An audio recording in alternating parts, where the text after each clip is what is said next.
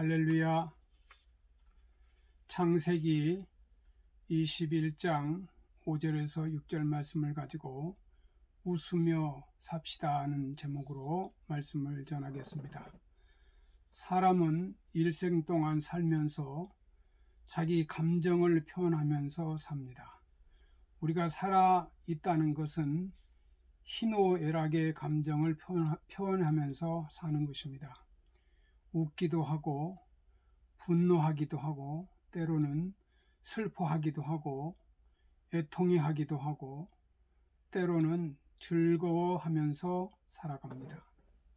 하나님께서 우리에게 원하시는 뜻은 성경은 말씀합니다. 항상 기뻐하라, 쉬지 말고 기도하라, 범사에 감사하라. 이는 그리스도 예수 안에서 너희를 향하신 하나님의 뜻이니라. 데살로니가전서 5장 16절에서 18절에 있는 말씀입니다.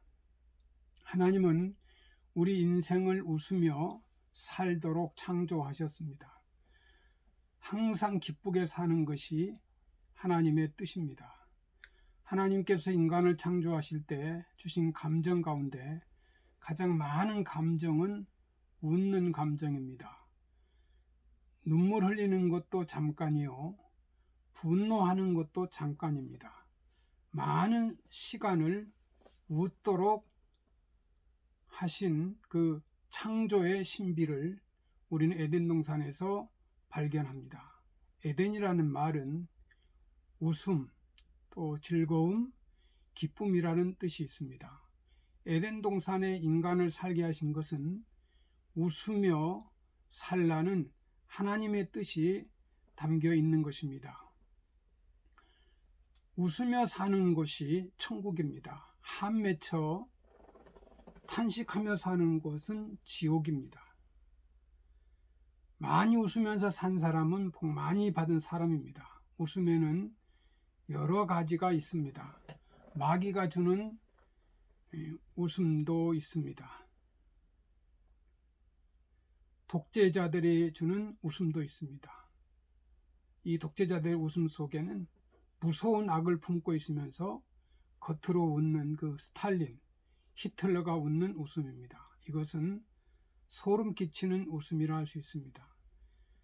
하나님이 주는 웃음이 있습니다. 성도가 은혜로 웃는 웃음인데 우리는 이 은혜를 받아야 합니다. 독일의 신학자 몰트만은 웃음은 영혼의 해방이요, 우리 마음을 결박하고 있는 죄에서 구원받는 자의 기쁨의 표현이라고 했습니다. 사도 바울은 성령의 열매로 그 9가지 열매를 얘기했는데 희락을 두 번째로 놓았습니다. 하나님께서 주시는 웃음은 성령의 열매요, 또 천국 상징이라고 표현할 수 있습니다. 성경에서 웃음이라는 단어는 제일 먼저 이 믿음의 조상 아브라함이 시작합니다. 아브라함이 엎드려 웃으며 심중에 이르되 100세 된 사람이 어찌 자식을 낳을까? 사라는 90세니 어찌 생산하리요? 창세기 17장 17절 말씀입니다. 아브라함이 나이 100세가 되던 해 하나님이 아브라함에게 내 아내 사레는 이름을 사레라 하지 말고 그 이름을 사라라 하라. 내가 그에게 복을 주어 그로 내게 아들을 낳아주게 하며 내가 그에게 복을 주어 그로 열국의 어미가 되게 하리니 민족의 열왕이 그에게서 나리라 말씀하십니다. 그때 아브라함이 엎드려 웃으며 심중에 이르기를 100세 된 사람이 어찌 자식을 낳을까? 사라는 90세니 어찌 생산하리요? 창세기 17장 15절에서 17절 말씀입니다. 아브라함이 엎드려 웃었다고 했습니다. 엎드려 웃었다는 것은 은혜의 웃음을 웃었다는 것입니다. 아브라함이 하나님의 은혜를 받고 엎드려서 웃음으로 경배했습니다. 아브라함이 엎드려 웃었다? 성도 여러분, 믿음으로 웃고 살아야 합니다. 하나님이 아브라함에게 내 아내 사라가 정녕 내게 아들을 낳으리니 너는 그 이름을 이삭이라 하라. 내가 그와 내 언약을 세우리니 그의 후손에게 영원한 언약이 되리라. 19절 말씀이죠. 하나님께서 언약으로 이삭을 주시겠다고 말씀하시는데 이삭은 히브리어로 웃음이라는 뜻입니다. 하나님께서 웃음의 언약을 인류에게 주시는데 그 이삭을 통해서 하나님의 웃음의 언약을 이루실 것을 계시하고 있습니다. 이삭은 웃음을 가져온 신비를 담은 하나님의 사람입니다. 이삭의 출생은 인류에서 웃음을 주시는 은혜를 약속하고 있습니다. 아브라함이 엎드려서 웃는 것은 이런 생각을 했기 때문이 아닐까 싶습니다. 내 나이 100살, 내 아내는 90세, 할아범, 할멈의 기력으로 어떻게 아들을 낳겠는가 100번 생각해도 불가능한 나에게 아들을 준다니. 하나님이 나를 참 웃기시네. 하나님 참 웃기십니다. 성경은 하나님을 웃으시는 하나님으로 표현하고 있습니다. 물론 하나님은 인격을 가진 분이기 때문에 눈물도 있고 분노도 있지만 하나님께서 웃으신다는 말씀이 시편 저자들에 보면 계속해서 사용되고 있습니다. 시편에 보면 하늘에 계신 자가 웃으시며 시편 2편 4절이고 주께서 저를 웃으시리로다 시편 37편 3절 말씀이고 여호와의 주께서 저희를 웃으시리로다 시편 59편 8절 말씀이고 하나님의 웃음에는 깊은 비밀이 있는데 장차 아들을 보낼 약속을 하시면서 웃으십니다. 성경에서 예수님이 웃으셨다는 기록은 없습니다.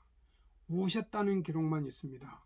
그러나 우리는 예수님의 눈물 속에 웃음을 찾아야 합니다. 울기 위해서 웃는 것이 아니라 웃기 위해서 우는 것이기 때문입니다. 아브라함이 하나님에게 웃기시네 했는데 결국은 때가 되면 하나님께서 아들을 주심으로 그 말씀을 이루고 있습니다. 여호와께서 그 말씀으로 사라를 권고하셨고 여호와께서 그 말씀으로 사라에게 행하셨으므로 사라가 잉태하고 하나님의 말씀하신 기한에 늙은 아브라함에게 아들을 낳으니 아브라함이 그 아들 곧 사라가 자기에게 낳은 아들을 이름하여 이삭이라 하였고 그 아들 이삭이 난 지 8일 만에 그가 하나님의 명대로 할례를 행하였다.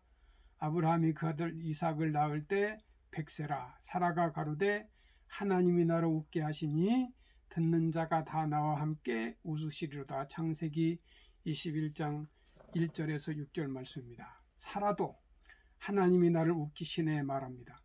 사람들이 아브라함과 사라 때문에 많이 웃습니다.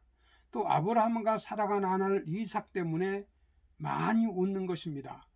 아브라함이 100세에 아들을 낳았을 때 그 이삭을 보면서 동네 사람들이 참 웃기네 그랬을 것입니다. 그 아들을 보면서 다 웃었을 것입니다. 이삭은 웃음의 아들이요 웃는 사람의 모형을 이루고 있습니다. 이삭은 계속 하나님이 웃기시네 하는 놀라운 체험을 하는데 그가 청년이 되었을 때 그 아버지 아브라함에게 계시가 옵니다. 아브라함아 내 아들 이삭을 모리아 산에 가서 번제로 드리라. 그래서 그 아들 이삭을 번제로 드리기 위하여 장작을 그 아들 등에 지우고 산으로 오릅니다. 번제는 하나님 앞에 드리는 제사인데 짐승을 잡아서 내장까지 불 살라 태워 향기로 하나님께 드리는 제사입니다. 그러니까 이삭을 번제로 드리라는 말은 이삭을 향기로 드리라는 것입니다.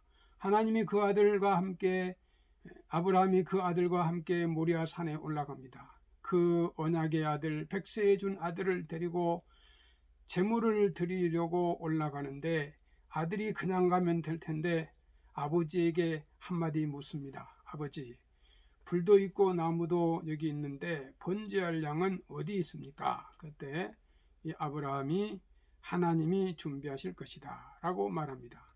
모리아 산에 올라가서 판판한 바위에 이삭이 지고 한 장작을 다 내려놓고 아브라함이 하나님을 우러러보고 기도하고 아들에게 말합니다. 이삭아, 내가 번제할 양이다.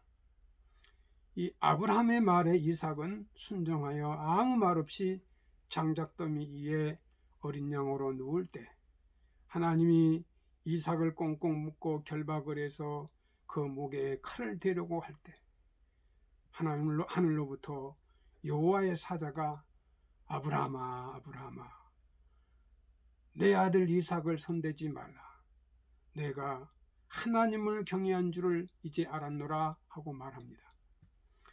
아브라함이 눈을 들고 보니 그 옆에 숯불에 뿔 달린 어린 양이 있었습니다. 그 양을 끌어다가 이삭과 함께 잡아서 아들 대신에 번제물을 드립니다.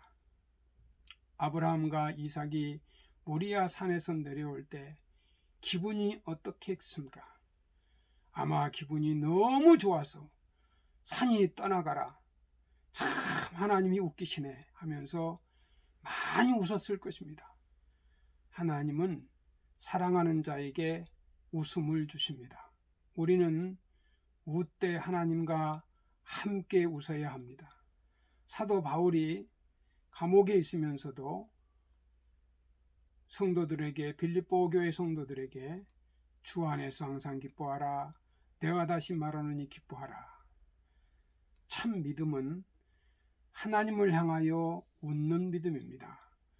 이 하나님의 백성은 하나님도 나를 웃기시고 나도 하나님을 웃겨 드려야 합니다. 그래서 온 세상을 웃음으로 바꾸어 놓는 이 새 창조의 역사를 이루어야 합니다.